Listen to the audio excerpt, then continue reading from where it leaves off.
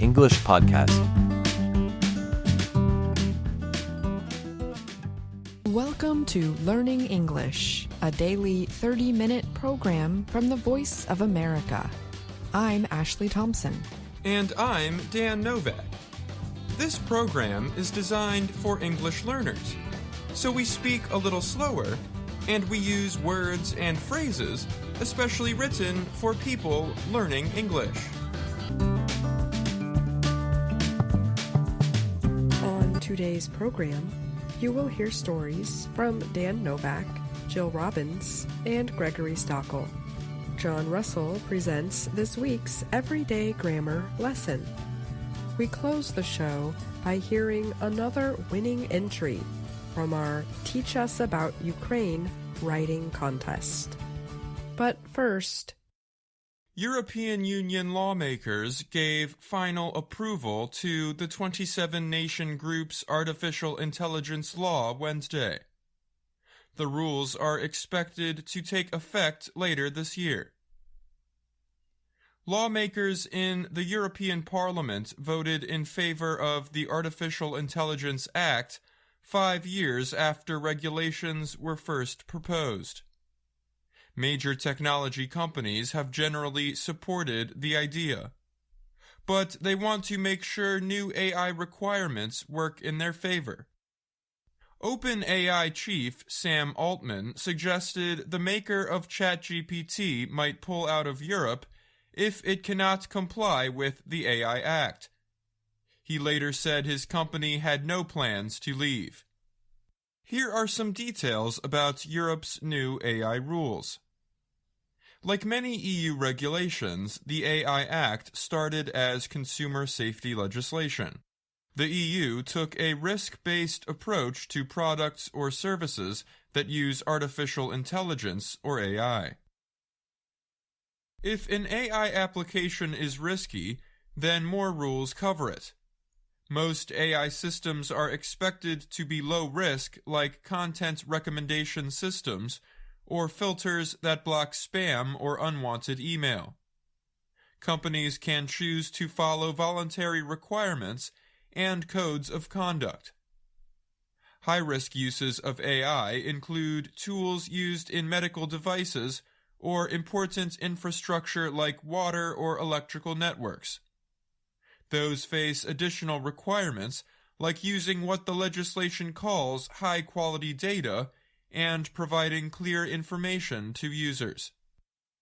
Some AI uses are banned because they are considered to present an unacceptable risk. Those include things like social scoring systems that are meant to govern how people behave.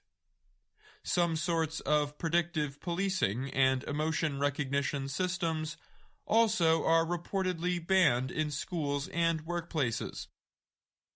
Other banned uses include ones that police use to scan faces in public places using AI-powered remote biometric identification systems. There is an exception for use in serious crimes like kidnapping or terrorism.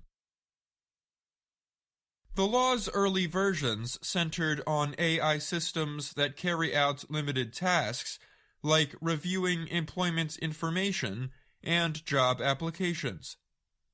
But general AI models like OpenAI's ChatGPT forced EU officials to add rules for generative AI models. AI chatbot systems that can produce lifelike responses, images, and more are examples of generative AI models. Developers of general-purpose AI models will have to provide detailed descriptions of the writings, pictures, video, and other data on the Internet that was used to train the systems. They must also follow EU copyright law. AI-generated pictures, video, or audio of existing people, places, or events must be labeled as artificially produced. These sorts of media are known as deepfakes because they appear to show real people doing or saying things that are not real. There are reportedly extra rules for the biggest and most powerful AI models that carry systemic risks. Those include OpenAI's GPT-4 and Google's Gemini. The EU first suggested AI regulations in 2019. Europe was quick to propose rules for the new and developing industry. In the US, President Joe Biden signed an executive order on AI in October. The U.S. Congress is likely to propose legislation. Lawmakers in at least 7 U.S. states are working on their own AI legislation. And international agreements are possible too. Chinese President Xi Jinping has proposed his global AI governance initiative for fair and safe use of AI. Other major countries, including Brazil and Japan, are developing rules, as are the United Nations and Group of 7 industrialized nations. The AI Act is expected to officially become law by May or June, after approval from EU member countries. Rules will start taking effect slowly. Countries will be required to ban unapproved AI systems 6 months after the law takes effect. Rules for general-purpose AI systems like chatbots will start going into effect in 1 year. By the middle of 2026, the complete set of regulations, including requirements for high-risk systems, will be in effect. Each EU country will set up their own AI enforcement agency. Citizens can make a complaint if they think they have been the victim of a violation of the rules. And the EU will create an AI office that will oversee the law for general-purpose AI systems. Violations of the AI Act could be punished with a fine of up to $38 million, or 7% of a company's worldwide revenue. I'm Dan Novak.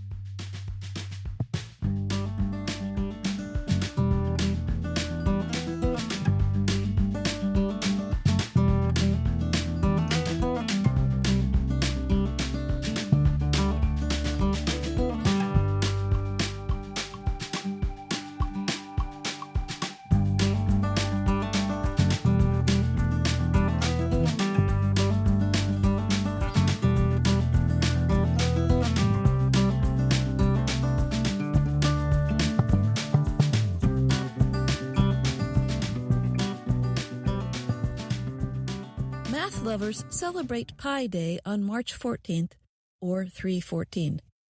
Around the world, many people even mark the day by eating a tasty piece of pie. For those who do not know, pi is a mathematical constant, a value that never changes. It expresses the ratio of a circle's circumference, the distance around the circle, to its diameter, the distance across the circle, passing through its center. The approximate value of this mathematical constant is 3.14159.26535. But those are just the first 10 digits of pi. The numbers go on infinitely or forever. Pi can calculate the circumference of a circle by measuring the diameter and multiplying that by the 3.14 plus number. The formula has been used in physics, astronomy, engineering, and other fields dating back thousands of years. Long before computers, scientists, such as Isaac Newton, spent many hours calculating decimal places by hand. But today, researchers use computers to come up with trillions of digits for pi. But there is no end. There are many uses for pi. The number helps calculate the size of paper rolls used in printers, and it helps decide the necessary size of a container that serves heating and air conditioning systems in buildings of different sizes. Scientists use the number to point an antenna toward a satellite and calculate the orbits and positions of planets and other space bodies. Scientists with the American Space Agency NASA use pi to calculate when parachutes should open as a vehicle splashes down on Earth or lands on Mars. In 1706, British mathematician William Jones began using the Greek letter pi for the number 3.14. It is the first Greek letter in the words parens as circumference. Pi Day itself dates back to the year 1988. That was when physicist Larry Shaw began celebrations at the Exploratorium, a science museum in San Francisco, California. The so-called holiday did not gain national recognition until more than 20 years later. In 2009, the U.S. Congress declared every March 14th to be Pi Day as a way to bring more interest in math and science. The San Francisco Museum that started the holiday organizes events, including a walk around a circular sign called the Pi Shrine 3.14 times. Of course, there is also plenty of pie to eat. Many Pi Day events take place at colleges in the United States. For example, Nova Southeastern University, NSU, in Florida, holds the Mental Math Bingo game with free pizza pies. Jason Gershman oversees NSU's math department. He said, "Every year Pi Day provides us with a way to celebrate math, have some fun, and recognize how important math is in all our lives." NASA has its yearly Pi Day challenge online. The space agency offers games and puzzles such as calculating the orbit of an asteroid or the distance a moon rover would need to travel each day to study a certain lunar area. If you still wonder why Pi Day is such an important day for math lovers, here are two more reasons. Albert Einstein, possibly the world's best-known scientist, was born on March 14, 1879. And famed physicist Stephen Hawking died on March 14, 2018, at age 76. Although pi is not a perfect number, Hawking once had this to say: "One of the basic rules of the universe is that nothing is perfect. Perfection simply doesn't exist. Without imperfection, neither you nor I would exist." And happy Pi Day! I'm Jill Robbins.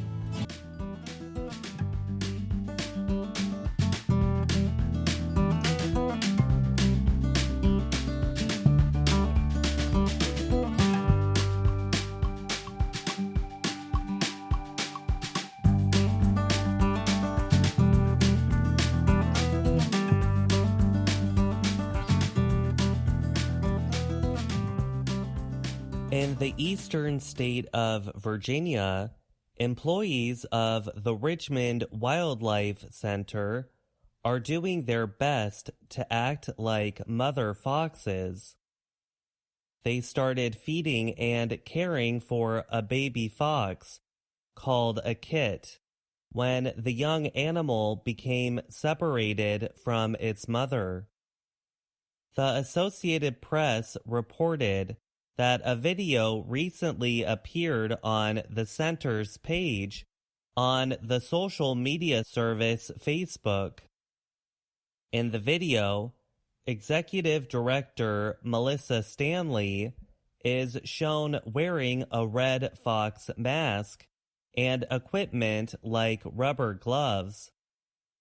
She feeds the young fox in the video. The kit sits on top of a stuffed animal that looks like a fox. It is supposed to look like her mother, Stanley said. The Facebook post explained why employees were wearing the fox mask to feed the baby animal. It also said workers are avoiding making human sounds and are preventing the kit from seeing its human caregivers. The post said the orphan should not become too close to humans while it is being raised by them. The measures make it more likely that the kit could be returned to the wild. Stanley said a man brought the kit to the center on February 29th. She said he found the animal on the street while walking his dog in Richmond. Thinking she was a baby cat, the man turned her over to the Richmond Society for the Prevention of Cruelty to Animals, or Richmond SPCA. The Richmond SPCA is a nonprofit organization that takes in cats and dogs without owners and finds them homes. Wildlife Center employees try to find the kit's mother and their home, or den. They found the den, but they were told by officials that the foxes had been trapped and removed. Stanley said she thinks the fox kit either fell out of a trap or fell off the back of the trapper's truck. Employees at the Wildlife Center have been taking turns feeding the kit every 2 to 4 hours. They all wear the fox mask while feeding her. In addition to the large stuffed animal meant to look like the kit's mother, employees also put a smaller stuffed red fox in her space. She cuddles up to the smaller stuffed animal at the end of the video. Stanley said, "The goal is to release the animals back into the wild." She added that the goal is not to just increase their chances of survival, but to raise them to recognize other animals of their kind. Another goal, she said, was that the animals should reproduce. The center looked for other red fox kits of the same age and weight at other centers. Employees found 3 other kits in a center in Northern Virginia. The fox kit will be sent to the Animal Education and Rescue Organization in Virginia. That group plans to release the kits back into the wild together. I'm Gregory Stockel.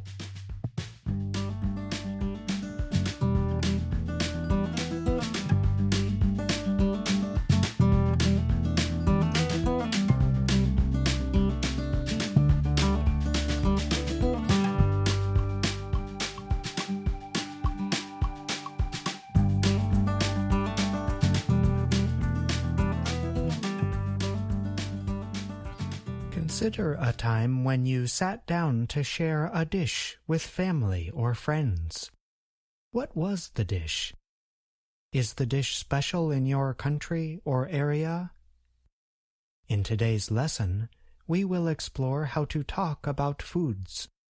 We will learn about the structures and words commonly used to talk about popular dishes. Let's start with a comparison between cooking and grammar. Just as we have common ingredients when we cook, oil, salt, vegetables, meats, and so on, we also have common ingredients for sentences about food. These language ingredients include nouns, adjectives, and special kinds of phrases. Just as cooking is about using food ingredients in special ways, food discussions are about using language ingredients in special ways. Our first ingredient is the noun. Nouns give us the name of a dish or any food prepared in a special way. Nouns also give us names for all the spices and other materials that go into the dish. But nouns alone cannot make a rich, complete sentence. We need something else to add color, smells, and taste. That is how we arrive at adjectives. Adjectives are central to discussions about food. When we talk about any kind of dish, we describe it in terms of taste, color, smell, temperature, and so on.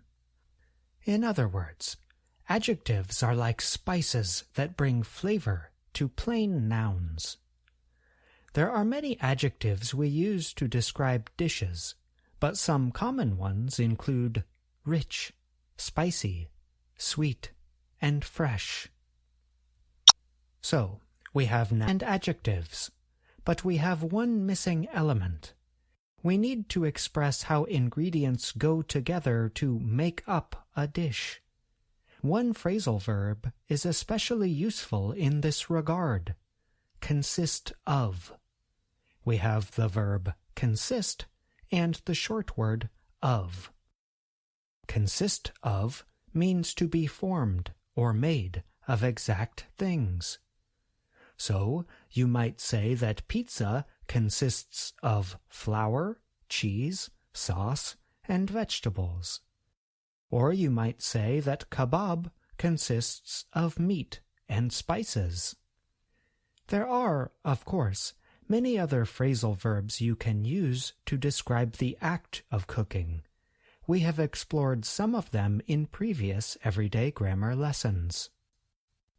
So far, we have covered a lot of territory: nouns, adjectives, and one phrasal verb. How might we use these ingredients?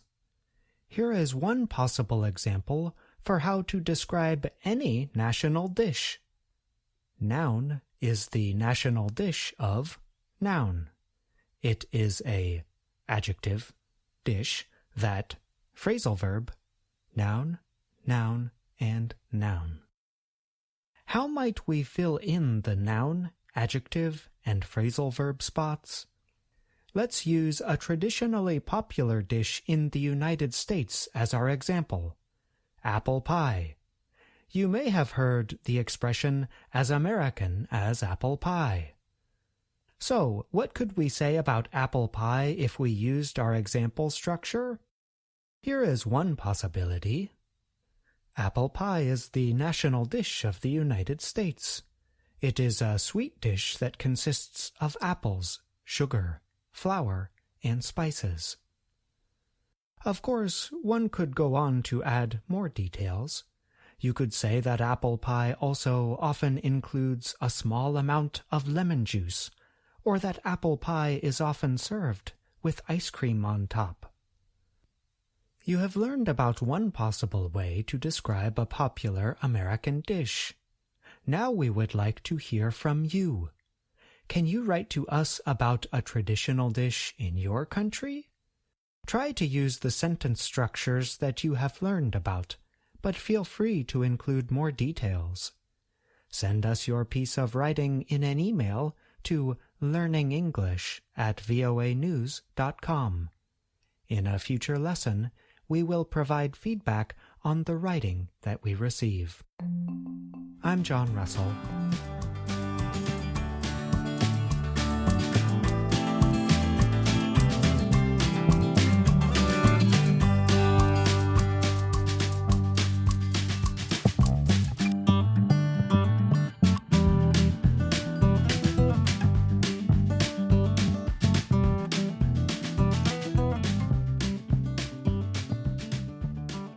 You just heard this week's Everyday Grammar lesson.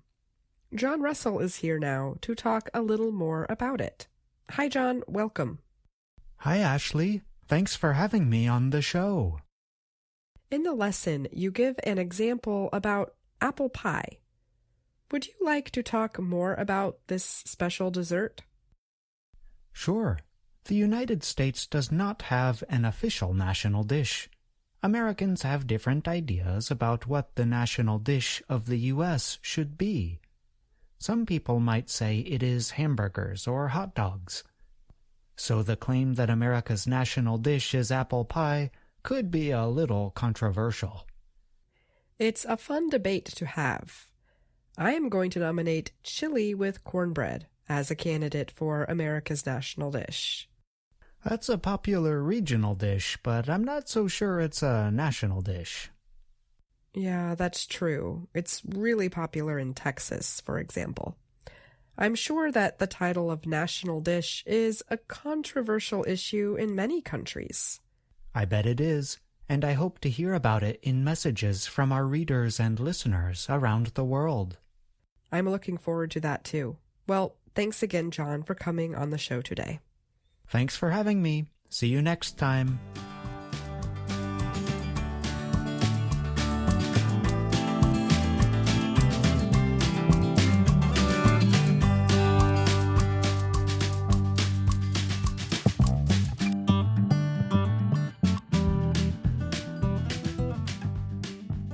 My name is Oxana Chilito. I teach at Jehuev Lyceum number 1. This is my essay. Shevchenko Garden, located in the heart of Kharkiv, is a significant public park named after the renowned Ukrainian poet Taras Shevchenko. Established in 1907, the garden has a rich history, beginning as a botanical garden showcasing Ukraine's diverse flora. Over the years, it has transformed into a beloved recreational space, hosting various events, art exhibitions, and concerts, making it an integral part of Kharkiv's cultural scene. In addition to its cultural significance, Shevchenko Garden plays a crucial role in preserving biodiversity. The park is home to a wide range of plant and animal species, some of which are rare and endangered. You can freely visit the modern and renovated Kharkiv Zoo, which is located in Shevchenko Garden. Efforts are made by the park's caretakers to maintain the ecological balance, ensuring the conservation of these species for future generations. The garden's allure is not only in its natural beauty, but also in its ability to bring people together. Families gather for picnics, children enjoy outdoor activities, and artists find inspiration amidst the serene surroundings. There are small, cozy cafes and ice cream stalls, restaurants and coffee shops, a concert hall, and an opera house. Lots of people spend their time in this peaceful and tranquil place. Shevchenko Garden serves as a symbol of unity in Kharkiv, welcoming people from diverse backgrounds and fostering a sense of community. This is very important nowadays during the war. People in Kharkiv are courageous and resilient. They adore the city and make it better every single day. Today, Shevchenko Garden stands as a testament to the city's cultural richness and the harmonious existence of nature and humanity. It continues to be a peaceful oasis where visitors can experience the beauty of nature and the spirit of Kharkiv in a peaceful setting. I'm Gina Bennett.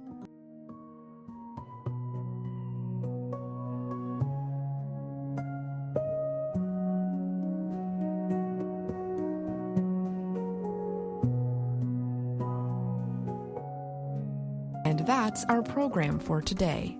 Join us again tomorrow to keep learning English through stories from around the world. I'm Ashley Thompson. And I'm Dan Novak.